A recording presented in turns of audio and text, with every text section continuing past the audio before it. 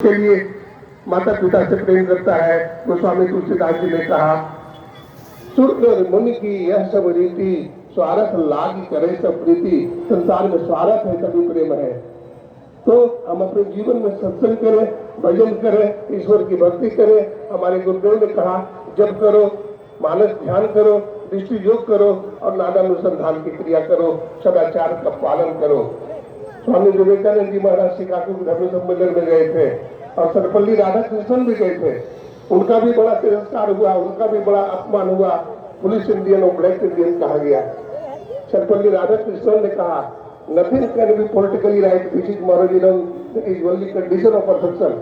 उन्होंने कहा, जो नैतिकता के दृष्टिकोण से उचित नहीं है वो राजनीति के दृष्टिकोण से भी सही नहीं होगा। उन्होंने कहा कि तुम गुलाम देश के आदमी हो, तुम गरीब देश के आदमी हो। सर्वपल्ली राधाकृष्णन ने कहा था, मैं जानता हूं तुम्हारा देश कुबेर है, तुम्हारा देश धनवान है और तुम कुबेर हो, ये मैं मानता हूं। तुम्हारा देश एडवांस है, तुम्हारा देश प्रोग्रेसिव है, मैं मानता हूं। लेकिन याद रखना, तुम पंछी की तरह आसमान में उड़ना सीख लिए हो, तुम मछली की तरह जल पर तैरना सीख लिए हो, लेकिन अभी इंसान की तरह धरती पर चलना नहीं सीखे हो। इंसान की तरह धरती पर चलना हमारे देश का संतों ने सिखा है, हमारे देश के ऋषि मुनियों ने सिखा है। इसलिए भारत धर्म गुरु है। इसलिए सदगुरु महाराज की जय। आज हमारे सिद्धि क्षेत्र के माननीय विधायक महोदय, मुख्य अतिथि श्रद्धेय श्री विवेक मंडल साहब आए हैं, उनके साथी आए हैं। हमको ऐसा लगता है, अगर हमारे देश के नेता, हमारे देश के पीएम और सीएम भी सत्संग में आने लगे तो हमको लगता है पुनः राम राज्य आ जाएगा, पुनः राम राज्य आ जाएगा। सदगुरु महाराज की जय। कहने की बहुत बात है, जीवन थोड़ा है,